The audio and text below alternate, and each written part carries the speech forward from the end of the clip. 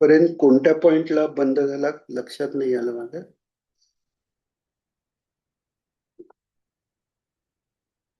तर देहाचं क्षणभंगुरत्व सांगतायत रामप्रभू, की नित्य तो क्षय होतोय शरीर. आणि आचार्य महाराजांचं आपण भजगोविंदम मधलं पाहत होतो की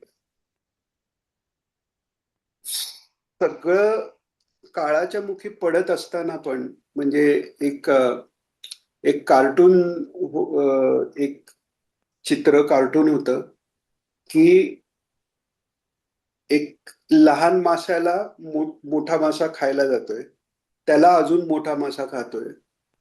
हेच सगळं चाललेलं आहे की आपण दुसऱ्या जीवावर जगतो. जरी वनस्पती जरी असली, वनस्पती कापणं वगैरे तेही जीव आहेत. ते तीही थोडीफार हिंसा होते. ती हिंसेचं प्रमाण कमी असेल, कारण कॉन्शियसनेसच्या प्रमाणात हिंसेचं प्रमाण ठरलं जातं.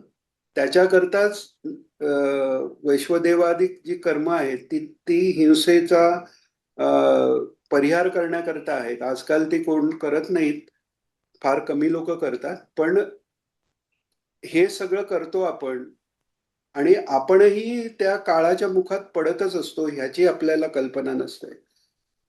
तर सतत क्षणाक्षणाने देह जातोय.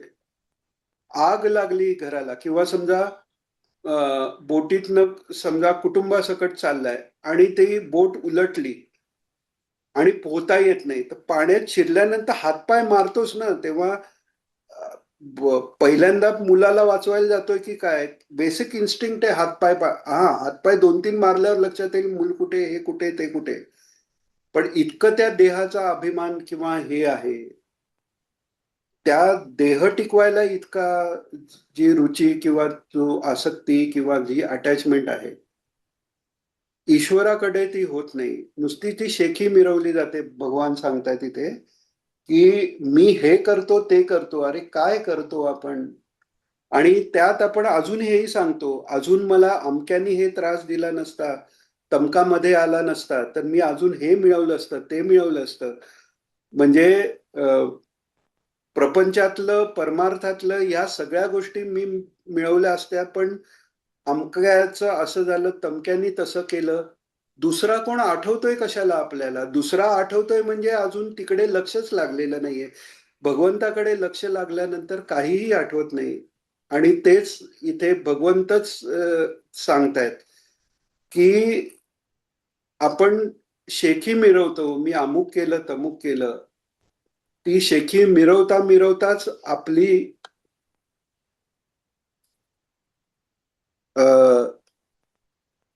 आपली अवस्था जी बदलत जाते, तिथेही लक्षात येत नाही. पहिला केस कधी पिकला, 2 पिकले, 4 पिकले, पहिली सुरकुती कधी पडली, अजून पडत गेली, लक्षातच येत नाही. वर्ष वर्ष निघून जातात. पण त्या परमात्म्यासाठी आर्तभावानी कधी आपल्याला हाक मारावी, किंवा मारली तरी ती निदान टिकावी 2-3 दिवस तरी. रामकृष्ण परमहंस त्यांच्या वचनामृतात आलेलं आहे ते, की लोभी माणसाची धनाबद्दलची, कामी माणसाची स्त्रीबद्दलची, आणि आईची मुलाबद्दलची, अशी तिघांचीही जी आसक्ती आहे ती धरून, म्हणजे ते त्या त्या गोष्टीच्या विरहात जेवढे तळमळे, त्या तळमळीने ईश्वराला जर एक 3 दिवस जरी तुम्ही त्या तळमळीत राहून ईश्वराला हाक मारली तर मुक्ती मिळेल. एवढंच काय, त्या खटवांग राजाचं उदाहरण महाराज जे भागवतात देतात, की एक मुहूर्त त्याला आयुष्य शिल्लक कळल्यावर तेवढा मुहूर्तभर ईश्वराचं चिंतन करून तो मुक्त झाला.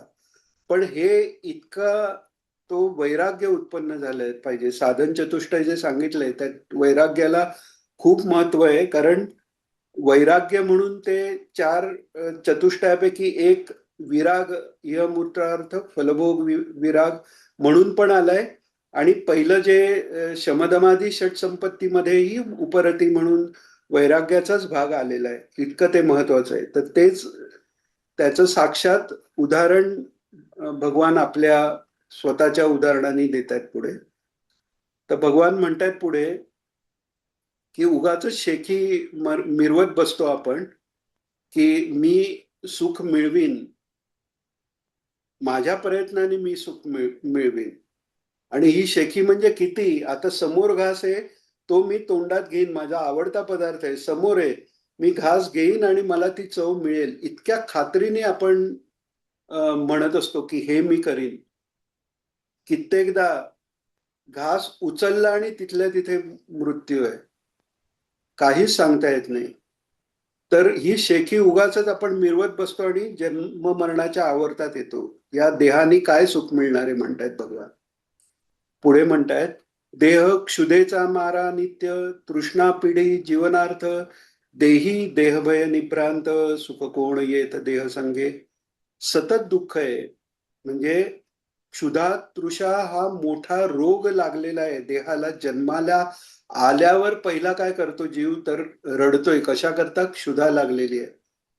पण ते दुःख आपण मानत नाही ना, रोजच्या रोज ते होते, त्यामुळे त्याच्याकडे काना. हीच तर माया आहे, रोजचं दुःख आहे. आणि त्या क्षुधे आणि तृषेसाठी आयुष्यभर गाढवासारखा बैलासारखा नुसता राबतोय. आणि ते राबून राबून शेवटी येतोय वृद्धापकाळ.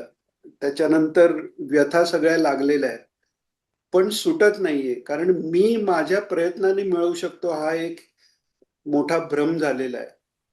तर तो क्षुधा आणि तृष्णा हे सगळं लागलेलं आहे. देहा क्षुधेचा मारा नित्य, तृष्णा पिढी जीवनार्थ, देही देहभय निभ्रांत, सुख कोण येत देह संगे. देहाला सुखी ठेवण्यासाठी आणि वाचवण्यासाठी घर पाहिजे, अंथरुण पांघरून पाहिजे, कपडे पाहिजेत, हे सगळं मागे लावून घेतो. पण हे सगळं दुःख आलं कशामुळे? ते देहामुळे. ही जाणीव राहत नाही. पण ही जाणीव इथे भगवान आपल्याला स्वतःच्या उदाहरणाने करून सांगतो. देही देहभय निभ्रांत, सुख कोण येथ देह संगे. ऐके स्वामी साचार, हा देह तव दुःखाचा डोंगर, देह विकल्पाचा सागर, देह तो महापूर अतितृष्णेचा. देह विकल्पाचा सागर. देह आधी म्हणतायत भगवान, ऐक स्वामी म्हणजे एकतर शरणागती आहे पूर्ण गुरूंच्या ठिकाणी. स्वामी म्हणतायत त्याला. सेव्य भाव अजून सांगायलाही सुरुवात नाहीये, आत्ताच ओळख पहिल्यांदाच समोरासमोर येत आहेत. पण ही शरणागती आहे गुरूंच्या ठिकाणी की आपण स्वामी आहात माझे, आणि स्वार्थ साधून देणारे असे ते तुम्ही स्वामी आहात. आणि माझा स्वार्थ काय आहे? आपलेच शब्द हे स्वार्थ आहे की ज्याने मला तत्वबोध होणार आहे. ऐके स्वामी साचार, देह तव दुःखाचा डोंगर, देह विकल्पाचा सागर. आपण विकल्प म्हणजे काय ते बघितलं की जे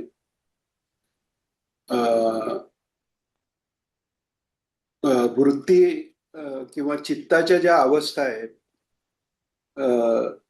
त्या अवस्थामध्ये एकाग्र आणि निरुद्ध, या एकाग्र म्हणजे साधना अवस्था आणि निरुद्ध ही सिद्ध अवस्था आहे.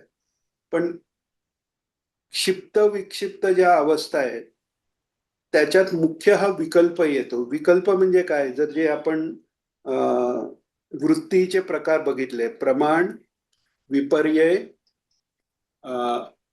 विकल्प, निद्रा आणि स्मृती, ह्या वेगवेगळ्या वृत्तीचे विभाग आहेत. विपर्यय म्हणजे जी माया आहे, जी विराट स्वरूपाला झालेली जी कल्पना आहे, तो विपर्यय झाला. आणि विकल्प म्हणजे आपण त्यात परत अजून काहीतरी वेगळं समजतो. म्हणजे मायेने जे दाखवलंय तेही अजून आपण वेगळं समजतो. म्हणजे कधी आपले काय, कोण काही विचारतंय का?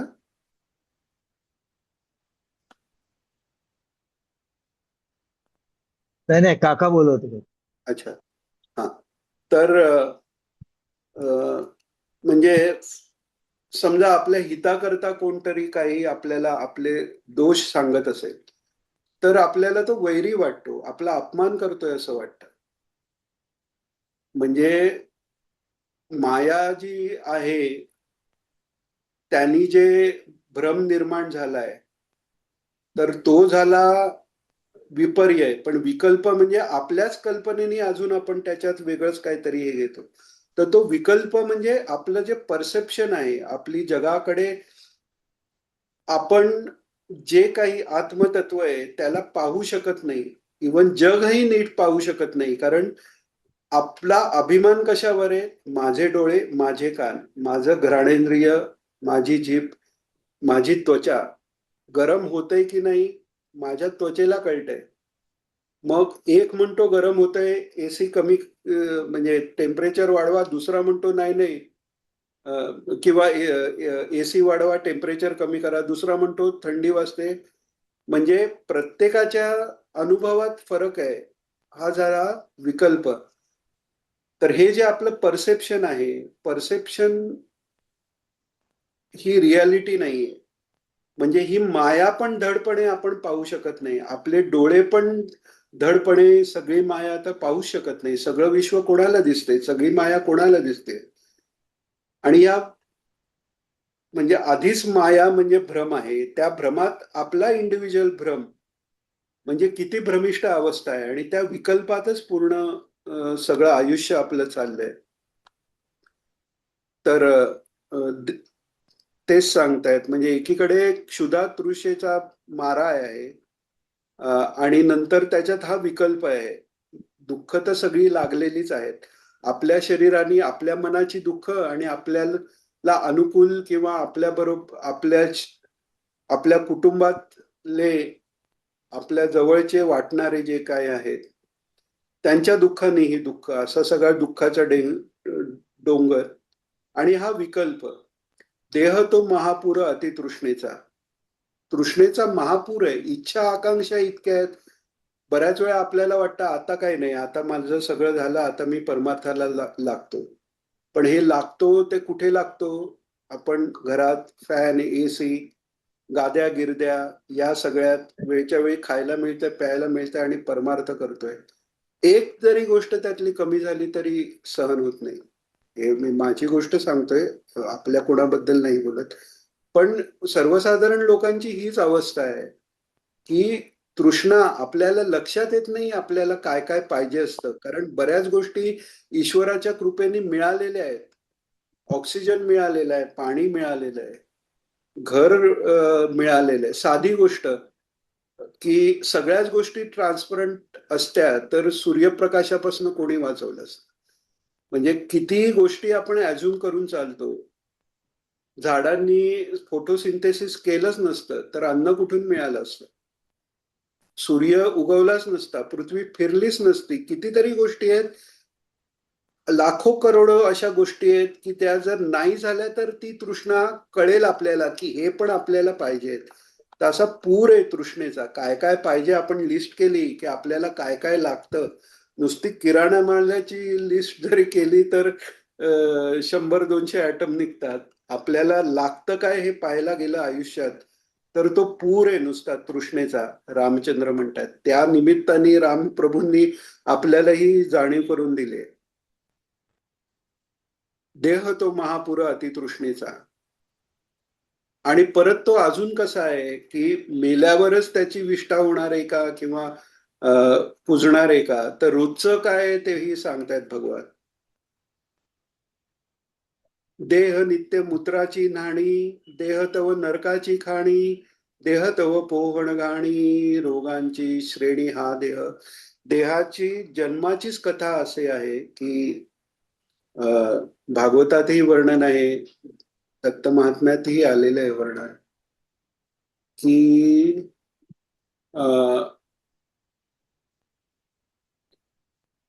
म्हणजे मूत्रात उकडत ठेवलेला आहे तो. आईच्या गर्भात सगळं ते विष्ठामूत्राच्या जवळ आहे तो गर्भाशय आणि त्याच्यातही तो द्रव सगळा आहे आणि बंद अवस्था आहे, उलट अवस्थेत आहे.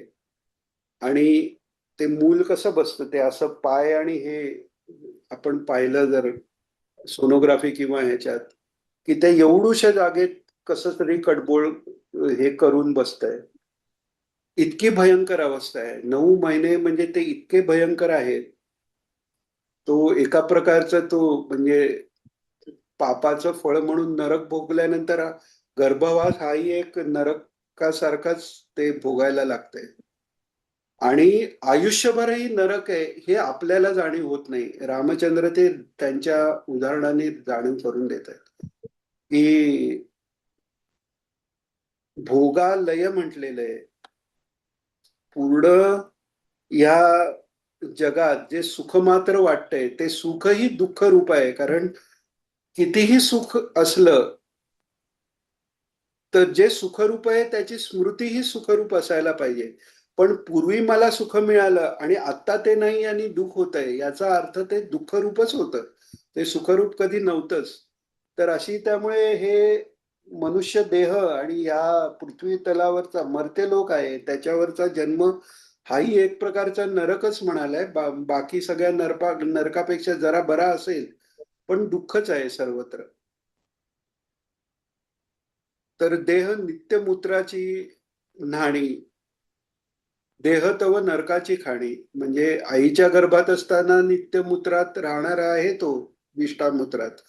पण जन्मल्यावर आतून काय आहे, आतून जे बाहेर निघतंय ते आत आहे तेच बाहेर निघतंय ना. मूत्रा विष्ठा यांनी सगळा तो देह, तो जन्मलाच देह रक्त आणि वीर्यातून, तो शुद्ध कसा होईल. तर देह नित्यमूत्राची नाणी, देह तव नरकाची खाणी, देह तव पोहण घाणी, रोगांची श्रेणी हा देह. पोहणगाणी याचा अर्थ आहे घाणेरडे डबके, म्हणजे डुंबायपुरतं एवढूस डबकं असतं तसं. आणि सगळ्या रोगांची श्रेणी, सगळ्या रोगांचं ठिकाण हे देह आहे. रोगात पीडा होते, दुखतं. ते दुखतं याचं आपण कारण शोधतो, कशामुळे दुखतं. तर मुख्य कारण हा देहच आहे. पाठ दुखते, स्लिप डिस्क झाली, हे गॅप कमी झाली म्हणा, फ्रोझन शोल्डर, काय काय वेगवेगळ्या गोष्टी होतात. ते मोठे मोठे आजार, कॅन्सर किंवा हे होतात कुठे, शरीरात. म्हणजे तो आजार कशामुळे झाला, तर पहिलं कारण काय, तर हे शरीर आहे म्हणून आजार झाला. हे शरीरच नसतं तर आजार कुठून होणार. त्यामुळे सगळ्या रोगाची खाण असा हा देह आहे. देह तव पोहण घाणी, रोगांची श्रेणी हा देह. सगळ्या रोगाची मालिका लागलेली आहे. श्रेणी म्हणजे पंक्ती, ओळच लागलेली आहे त्या देहाच्या मागे. अगदी लहानपणापासून विचार केला तर किती वेळा ताप आला, किती वेळा सर्दी झाली आपण मोजू शकणार नाही. सतत रोग आहेच. आणि क्षुधातृषा हे तर रोजचा रोग लागलेला आहेच.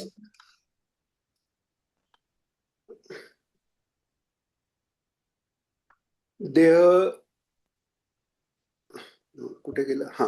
देह संदेहाचे सोलीव, देह अहंकाराचे ओतीव, देह विषयांचे भरीव, कृमीचे पेव तो देह. म्हणजे हेच काय कमी आहे, तर संदेहाचं सोलीव. केवढे संशय मनात आहेत आपल्या.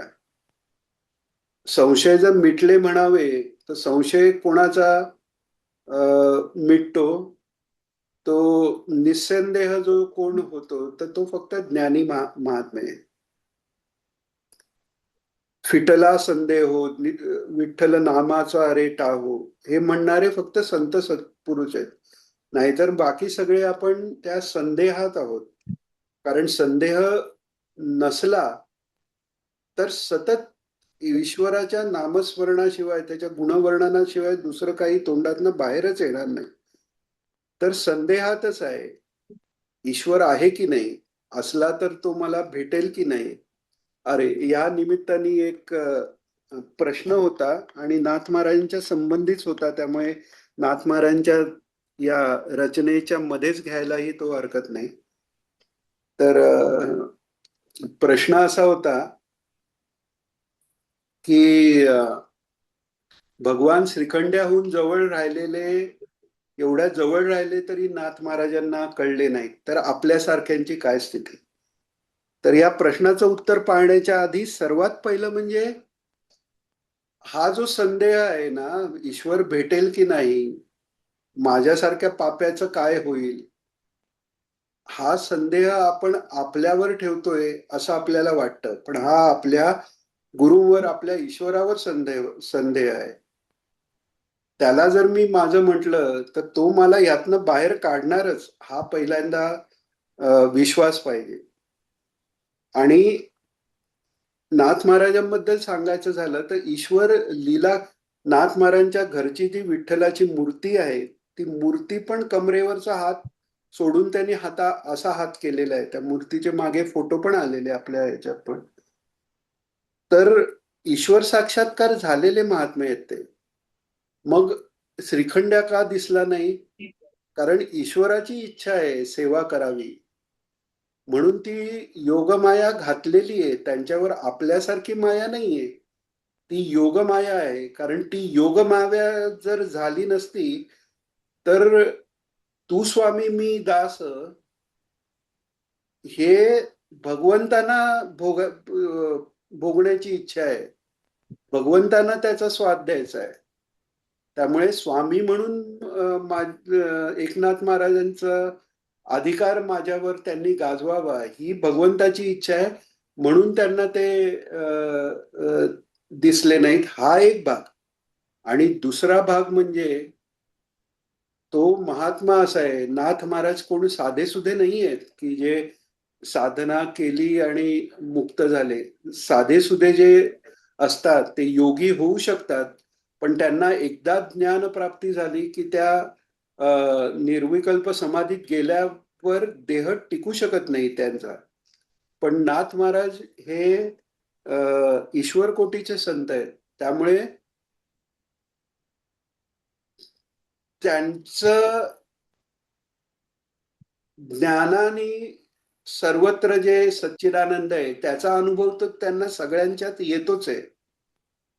म्हणजे हा श्रीखंड्या कोण आहे असं जर त्यांना विचारलं तर त्यांना तिथेही सच्चिदानंद, स्वतःतही सच्चिदानंद, सर्वत्र सच्चिदानंद आहे.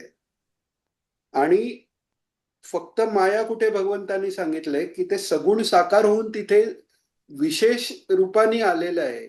इथे ती माया त्या लीलेकरता घातलेली आहे. की त्यामुळे ती मुक्तीच्या पलीकडची ती स्थिती आहे. तशी माया जर ईश्वर घालणार असेल तर ईश्वर माझं मूल आहे, ईश्वर माझा स्वामी आहे, किंवा ईश्वर माझा नोकर आहे असं होण्यासाठी माया घालणार असेल तर ती मुक्तीच्याही पुढची अवस्था आहे. त्यामुळे ती अवस्था फार मोठी आहे. आणि दुसरा एक गोष्ट अशी की आपल्याला ईश्वर कसा कळेल, तर आपल्याला ईश्वर कसा कळेल, तर भले आपल्याला ईश्वराचं दर्शन होणार नाही, पण ईश्वर कसा कळेल, जिथे जिथे दया आहे तिथे तिथे ईश्वर आहे, तिथे तिथे महाराज आहेत. कोणीही दयेने वागतोय, नमस्कार करावा, महाराज तिथे आहेतच. कोणीही संतांचं तुम्हाला सहवास घडून देतोय, महाराज तिथे आहेतच. कोणी कोणाशीही चांगला वागतोय, महाराज तिथेच आहेतच. त्यामुळे प्रकट आहेत महाराज. म्हटलं तर प्रकट आहेत, नाही म्हटलं तर नाही प्रकट आहेत. दुसऱ्यांचे दोष बघायला गेलं तर महाराज कुठेच नाही आहेत, दुसऱ्यांचे गुण बघायला गेलं तर महाराज सर्वत्र आहेत. आणि तशी जर आपण सवय लागली, तशी जर लावली, किंवा तशी सवय लावायला पाहिजे एवढं जरी आपल्याला आज नॉलेज आलं, गीतेचा अभ्यास करण्याचा तो एक फायदा आहे की निदान आपल्याला शब्दांनी तरी कळतं की काय अपेक्षित आहे. सर्वभूत हिते रता भूताभूत परस्परे पडो मैत्र जीवाचे ज्ञानेश्वर मागतायत. आणि आपण इतरांबद्दल मैत्री ठेवत नाहीयेत. मैत्री ठेवणं म्हणजे हा तू छान मी छान नाही. आपलं दुःख तसं दुसऱ्याचं दुःख वाटतंय का, हे जेव्हा वाटायला लागतं, किंवा ज्यांना ते वाटतंय तिकडे महाराज आहेत. अशा सर्व रूपांनी त्या फुलांच्या गंधकोशी सांग तू आहेस का, ते गाणं आहे ना, किती छान आहे ते. जिथे जिथे सौंदर्य आहे तिथे तिथे महाराज आहेत. छान फुल उमलत आहेत तिथे महाराज आहेत. चांगलं गाणं आहे तिथे महाराज आहेत.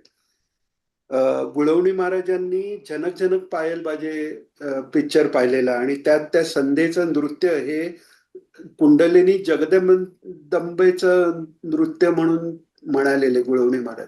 ही संत महात्म्यांची भूमिका आहे. तर आपल्याला ईश्वर कुठे कळणार नाही का, तर ईश्वर सगळीकडे पाहायला सुरुवात करावी. म्हणजे चेष्टेनी नाही सांगत आहे, माझी ती योग्यताही नाहीये, पोपटपंची आहे, पण आहे ते महाराजांच्या याच्यातनं आलेलं आहे ते सांगितलं जातं इथे, की शोधायला गेलं तर सर्वत्र ईश्वर आहे. छोट्या छोट्या गोष्टीत जो आपल्याला आनंद मिळतो, त्यावेळी जरी आपल्याला आत्ता चांगला पदार्थ खाल्ला तरी पदार्थातनं तृप्ती नाहीये, ते महाराजांनी आपल्याला दिलेली आहे. त्यातही महाराजच आहेत. सर्वत्र तो ईश्वर भरलेला आहे. याचा अभ्यास असाच हळूहळू सुरू करायला लागतो. आणि सर्वात महत्वाचा म्हणजे मी त्यांना आपलं म्हटलंय, त्यांनी मला आपलं म्हटलेलं आहे. महाराजांची दीक्षा झाली, आपण साधेसोधे नाही आहेत, आपण काही फाटक्या बापाचे नाही आहोत. सर्व जगाचा जो परमात्मा आहे, सर्व विश्वाचा जो पालन करता आहे, तो तो भगवान माझे गुरु आहेत, माझे वडील आहेत. ते आपल्याला का नाही भेटणार? ते जरूर भेटतील. आज आपल्याला अजूनही या जगातल्या विषयांबद्दल जे प्रेम आहे, त्यांनी तो पडदा आलेला आहे. आई समोर बसलेली आहे, पण डोक्यावर लहान मुलं ते आईला घाबरवायला म्हणून डोक्यावर चादर घेतली आणि आता ती काढता येत नाहीये आणि रडतोय आई कुठे गेली. तशी आपली आज अवस्था आहे. याचा अर्थ आपली आई आपल्या जवळ नाहीये असं नाहीये. फक्त त्याची जाणीव आपल्याला ठेवता आली पाहिजे. साहजिक आहे, ती राहत नाही. या सगळ्या विषयात आपण अडकून जातो. पण जेव्हा जेव्हा असं मनात येईल की आपल्याला कळेल की नाही, तेव्हा तरी ही दृष्टी ठेवावी की ती आहेत आणि ते जाणीव करून देतात. ते आहेत, ते क्षणाक्षणाला जाणीव करून देतात. जेव्हा आपले डोळे उघडे असतील तेव्हा राहत नाहीत आपले, ते आपली कमतरता आहे, पण ते कमी नाहीये. चालता बोलता बसता उठता आपण झोपतो, ते उठलोच नाही तर बरं झोपवतं कोण आपल्याला? आपण झोपतो तेव्हा आपण त्या ईश्वराच्या कुशीत जातोय. आपण तो आत्मानंद तो आपल्याला दया करून देतोय, लायकी अजून नसताना तो देतोय. रोज ईश्वराची भेट आहे. रोजची गाढ झोप जी आहे ती ईश्वराची भेट आहे. महाराज आहेत जाणवत नाही म्हणणार कसं? जो जो आनंद मिळतोय, खाण्यात मिळतोय, पिण्यात मिळतोय, आपल्या संबंधियांचं संरक्षण करण्यात मिळतोय, तो सगळ्या आनंद रूपाने ते आहेत. हा जितका आपण अभ्यास करू तितके ते जवळ जाणवायला लागतं. आणि बाकी काय हे आपण एवढ्या रात्री 11 वाजून गेलेत आणि त्यांच्या बद्दल जे बोलतोय ते काय आपल्या इच्छेने बोलू शकतो का? महाराजांबद्दल प्रेम आहे, पण कित्येक वर्ष मध्ये अशी गेली की एकत्र बसायचा योग पण येऊ शकत नाही. आज सगळे तुम्ही गुरुबंधू ही संधी देत आहेत. मुख्य काकांमुळे आपल्याला हे सत्संग सुरू पण झालंय, महाराजांचे शब्द मिळत आहेत. पण ते होऊन सुद्धा सगळे एकत्र येऊन आपण जेव्हा आज एकत्र तो विषय बोलतोय, हे कोण घडवतंय? हे घडवणारे ते आहेत. ही जाणीव फक्त असली ना की तो अनुभव आपल्याला क्षणोक्षणी येतोच. तो अनुभव कुठेच जात नाही आणि तो अनुभव म्हणजेच महाराज आहेत. एवढंच काय, आपल्याला एकमेकांबद्दल वाटणारं जे प्रेम आहे गुरुबंधूंना, त्या प्रेमरूपानेही ते महाराजच आहेत. नाहीतर कोण कशाला? भावाभावात पटत नाही, नंदा भावजयात पटत नाही, मुलगा वडिलांचं पटत नाही, आणि आपण एकमेकांना जोडले जातो. काय कोण कुठले कोणत्या जातीचे, सगळे जात वय किंवा लिंग जेंडर सगळं बाजूला ठेवून जो धागा प्रेमाचा जोडला जातो, त्या प्रेमाच्या धाग्या रूपाने महाराज आहेत. त्यामुळे महाराज आपल्याला कळणार नाहीत असं नाही. आणि ही स्मृती मुक्ती मिळेल की नाही या जन्मात तर शक्यच नाही आणि मागायचीही नाहीये. महाराजांबरोबर परत यायचंय. पण पुढच्या जन्मातही जन्मापासून आपल्याला महाराज लक्षात राहणार आहेत ही ठाम भूमिका पाहिजे आपली. आपण अशा तशांचे शिष्य नाहीयेत. खास परमात्मा कोणाकरता आलंय? आपल्याकरता आलेत ना ते. त्यामुळे ते नाहीयेत असं कधीच होऊ शकत नाही. मला वाटतं आज जरा इथेच थांबूया. अजून पुढे थोडस सांगायलाही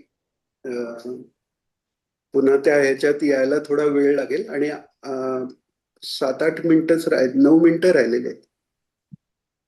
पण कोणाला काही विचारायचं असेल तर विचारू शकता किंवा कोणाला काही सांगायचं असेल तर सांगता येईल.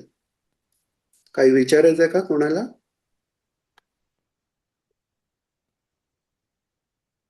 दिनेश, मगाशी तुझ्या डोळ्यात पाणी आलं होते, खूप वेळ झाला आम्हाला खरंच. म्हणजे आम्हाला पण त्या गोष्टीचा खूप वेळ झाला खरंच. एकदम आठवण आली. हो ना, हो ना, खरंच. चालेल. म्हणजे असे तू अनुभव जे सांगितलेले आहेत दिनेश, हे आम्हाला पावलोपावली पण या गोष्टीची खूप जाणीव होते खरंच. अगदी प्रत्येकाला आहे. प्रत्येक खरंच प्रत्येकाला आहे. त्याशिवाय काय आपण इथे म्हणजे एकत्र जमतोय. ते हो आहे ना, ना हो ना. त्यांनी ती काय म्हणतात लॉलीपॉप चाटवले ना थोडं. म्हणून आपल्याला हो ते ना, खरंच. त्यांच्या स्मरणात त्यांना समजून घेण्यात आपल्याला जे इंटरेस्ट वाटतोय त्या हो इंटरेस्टच्या रूपानेही तेच आहेत. आपण ते पंचारतीत बघितलं की बुद्धी प्रकाश देणारा ही तोच आहे ना. आणि बुद्धिरूपही ती जगदंबा आहे म्हणजे तेच आहे. त्यांचंच ते रूप आहे. ती बुद्धिरूपाने म्हणजे जे वाटतंय महाराजांबद्दल तेही देणारे तेच आहेत. मग कशाला आपण काळजी करायची? आहेत ते. हा, त्याच्या विरुद्ध जायचा जो आपला प्रयत्न चाललेला आहे विषयांच्या मागे लागून तो थांबवायची बुद्धी ते आपल्याला तिथे प्रयत्न करायला पाहिजे. पैसे कमवायला प्रयत्न नाही केले तरी तो खायला घालेल. पण हो विषय हो. घालवण्यासाठी जोपर्यंत पूर्ण तो करताय ही भूमिका होत नाही किंवा ती जाणीव होत नाही तोपर्यंत ते प्रयत्न मात्र करावे लागतात आपल्याला. एवढंच. होय होय, खरंच खरंच आहे. चालेल. आज थांबूया. आज थांबूया. श्री सगळ्यांना गुरुदेव दत्त. त्यामुळे महाराजांचं स्मरण मिळतं. गुरुदेव दत्त. गुरुदेव दत्त.